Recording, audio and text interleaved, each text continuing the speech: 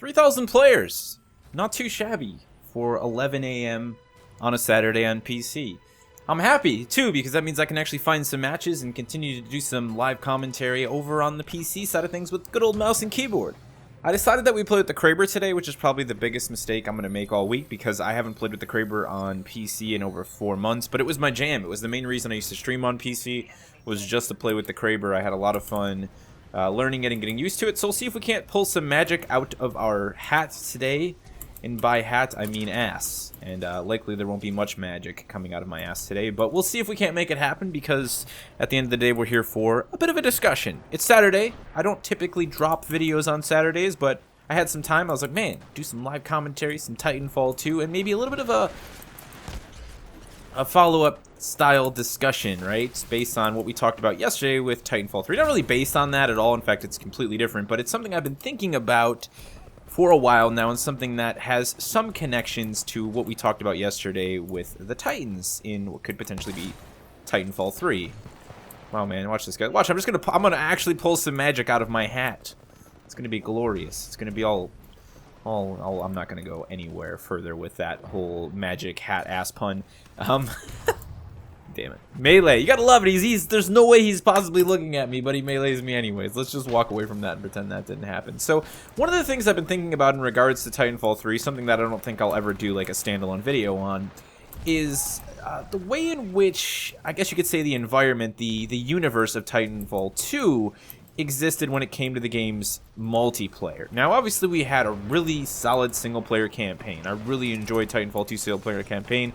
I think it had some amazing set pieces from a gameplay perspective, and I think the bond between BT and between Jack Cooper was very powerful. I do, however, feel that overall, when it came to the game representing its larger universe, it wasn't as strong as it could have been. And there were definitely sets of characters like the 6-4 that I would have liked to have seen a lot more of. The mercenaries in the game, I think, you know, they ended up getting a pretty good gig since they were the bad guys, and, you know, we got to see each of the different characters. Their personalities were really fleshed out. I really liked that. I just wanted a little bit more of that for the good guys, a little bit more of that for the 6-4. I wanted to learn a little bit more about them, and I wanted to maybe even have a few more missions where they were sort of a part of the experience, you know what I'm saying? Because that stuff grew on you pretty quick, but I just don't think there was enough time for it to really grow on me. You know, I want Titanfall's universe to feel like Halo's universe did for me. And I know that's a tall order, right? To really be able to build out something that's as memorable to the player as Halo's universe was for so many people. But I think Respawn could absolutely do that. And I'm hoping that with Titanfall 3, you know, things can really come full circle and we could have this really glorious experience. These guys are just making it easy. This is what I'm talking about. They're making me look good, guys. It's like they knew. They're like, hey, it's Tony Mo. Everybody, stand really still and wear cloak. And don't use it so Tony Mo can kill us because he's trying to do a live commentary with the Kraber and he hasn't played on mouse and keyboard in like 5 months. That's what it kind of feels like. I kind of feel bad meleeing that guy because he seemed like he was actually going to try and gun duel me, but I'm really embarrassed by the fact that I missed that shot in the first place.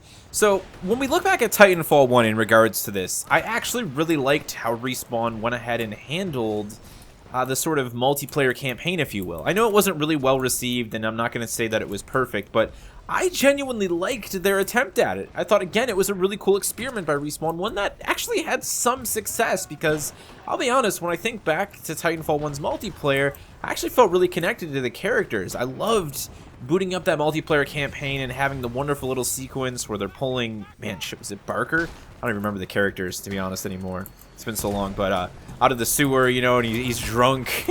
How do you know this guy? I fought in the wars with him. Like, it was actually really neat. I really liked that, and it always made me feel like there was a greater connection as a player to the game's multiplayer and to the things that were happening.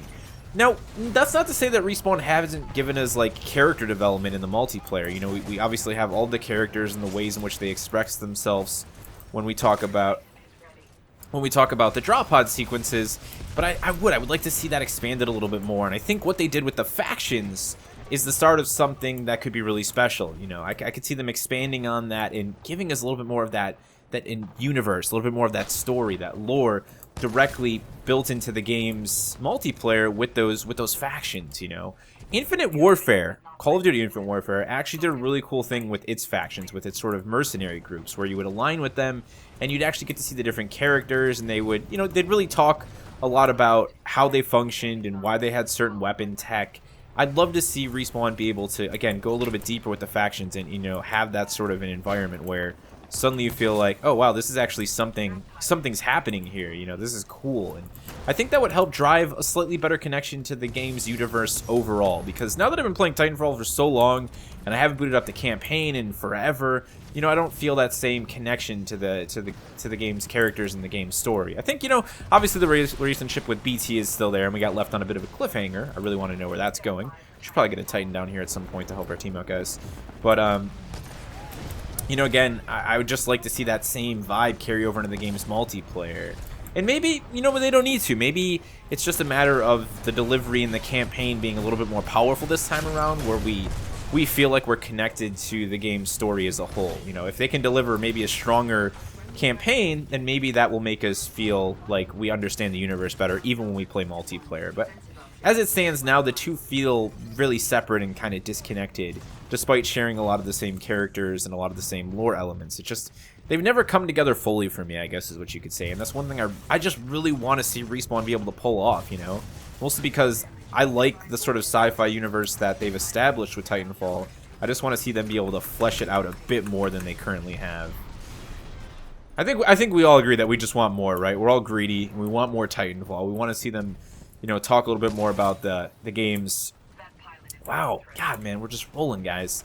Talk a little bit more about the game's background and its characters. One of the things that was sort of rumored before Titanfall 2 was like officially announced was the fact that they were going to be diving a bit more into sort of like sci-fi fantasy, that, you know, like almost magic side of the game.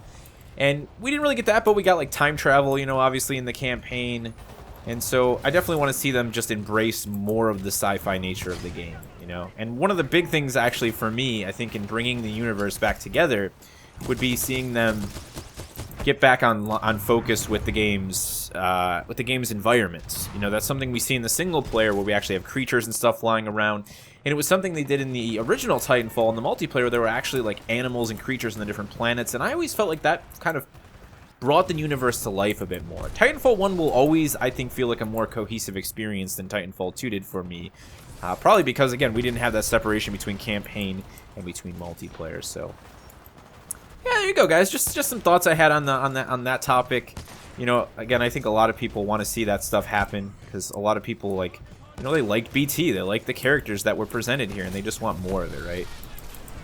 I think we all feel that way. It's just a matter of how is Respawn going to deliver it the second time around.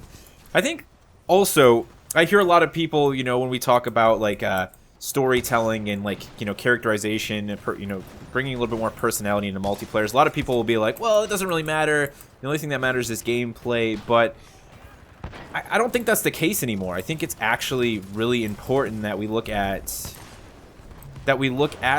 you know, the way that the game's story can be sort of expressed and delivered within its multiplayer component as well. Really? You're gonna hunt me down in melee? A fellow Kraber user. Is he running Kraber, guys? You're an embarrassment. You're an embarrassment. I didn't get a chance to catch your gamer tag, but you're an embarrassment. You see that? You believe that? He just bins a Kraber duel with a melee. Unbelievable.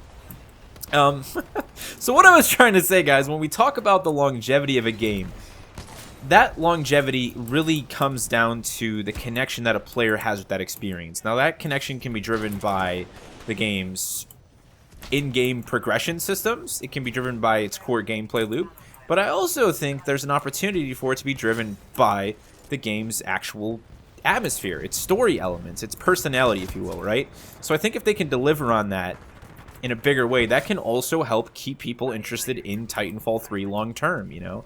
It really is something that a lot of shooters are doing, you know? I think Overwatch, I pointed out because it's done so well. Overwatch has really done a good job in making its world feel alive without ever even having a single player element. It's got, you know, no campaign component for the most part, right? There's no story. They just did a good job in bringing all of the characters to life and making the world feel like something that actually exists. I think there is actually a lot of value for that, you know? We can't just look at the way shooters have been developed for the last 10, 15 years and be like, just do exactly what Bungie did with Halo, you know, 10 years ago. No, times are changing. People are expecting new and different things, and I think it's just an added bonus if you can get people to be not just hooked to your gameplay component of your experience, but also to the game's actual universe and to its lore, and make people want to be interested in that kind of stuff, right? This is like the most chillax, just straight up slaughter everyone Kraber game I've ever had, and it's really because I don't know what the hell their team's doing, man.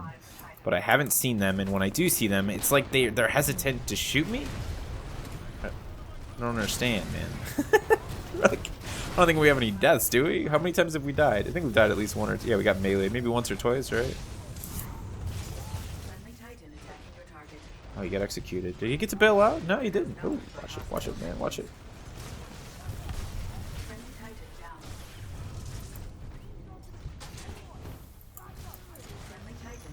I'm gonna go flank this guy, actually. So yeah, let me know some of your thoughts, guys. I mean, you know, how much does that stuff matter to you, I guess? You know, is that something you look for in a shooter? You know, you want to be connected to the game's sort of story, to its environment.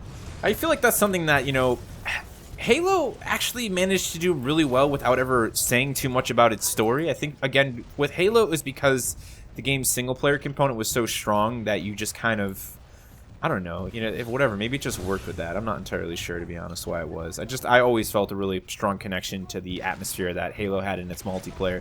It could have been for me because I read the books, you know, I went one step further and knew a little bit more about the game's lore. I was always a huge fan of, like, oh, the Spartan program, and so learning about that stuff was always really enjoyable. Hold on, I had to stop and hold my breath for a second there to make that shot, guys. Melt mode. Oh crap, gotta reload. Oh, I thought that was all we needed. Did we get him? Yes! That was like a butterbar scream there for a second, man. Whew. Channeling my inner butterbar. Let's bail out before we get nuke ejected by some random dude. Man, bad day. Who we going up against? Sheesh. This ain't the Purple Army, I'll tell you that, man. Those dudes hunt me down like they got a bounty on my head or something like that. Like mercenaries for hire by iniquity. If you see Tony Mo, kill him. I can't personally do it because we're friends, so you guys got to go kill him for me. That's basically how I feel when the Purple Army shows up. I swear, like, coming back to the Kraber just kind of feels like coming home, man. It just feels so natural. Granted, these guys have made most of the shots easy, but at the same time, I could see a point in time where I would have missed a lot of these shots. I'm going to be completely honest with you guys. Where'd that guy go? You guys see him? Where'd he go, man? Is he hiding around the corner here? He is. Yeah, this is a good sensitivity, man. 1.7 is nice. Ooh, wow, that was weird. That was really weird. And then we got Smart Pistol. That guy, like, had enough. He's like, that's it. These guys, I got the Kraber. I'm pulling out the Smart Pistol. This has been a dirty match, though, man. You know, for all the kills we've got on these guys, there's been some dirty counters to the Kraber here. We got meleeed by a fellow Kraber user. I can't say anything about the Smart Pistol because I'm using the Smart Pistol, but mine's primarily for grunt cleanup. I would never kill an individual with it. There was just that one time. Just that one time, but it was totally on accident. Oh, man. I've actually got quite a few discussion topics for Titanfall as of late, guys. I'm excited to bring them to some live commentaries, and of course we got the whole Titanfall 3 series.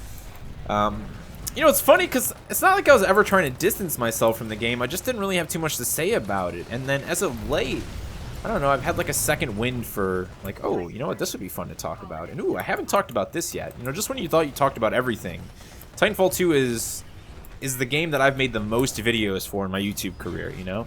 So I felt for a long time like, man, I think I kind of maxed things out. Like, where do I go next here, right? But I didn't. I did it, man. I did it. There's still more to be said. You think we can... you think we can make that shot? But we don't really have an angle, unfortunately. Oh, man, that was not the route we wanted to take, guys. I'm still going to use the slide hopping again, I gotta be honest, on mouse and keyboard. I've always felt it was easier on controller for me, personally, but... We're getting back there. You just gotta get used to really mashing on all them keys, man. Keyboard's like, I gotta hit like 20 keys. Joystick's like, oh, I just hit a joystick to the direction I want to hit it, right? I almost missed that, guys. Last second correction was much needed. I thought, honestly, I was going to miss the shot because of the correction, but this is a good sensitivity, man. I feel really good about this sensitivity. Honestly, right before I stopped playing, I was like struggling with my sensitivity, and I think it's just I've just gotten better with mouse and keyboard over the last year. A lot of games I've been playing and really focusing on my aim above all else, because that's probably one of my biggest weaknesses. I'm pretty decent when it comes to, like, you know, positioning and stuff in shooters, but when it came to my aim, especially in like PUBG, man, oh god, dude, it was a nightmare in there. No, you son of a, you know what? You bastards! You come back here! Alright, guys. Not a bad performance. I'll tell you right now, when you haven't played with the Kraber or mouse and keyboard like steadily in like 4 months, you don't expect to pull that kind of a match out of your hat. There was some magic in the air today. Let me know your thoughts on everything we talked about in today's video, guys. I hope you have a killer weekend.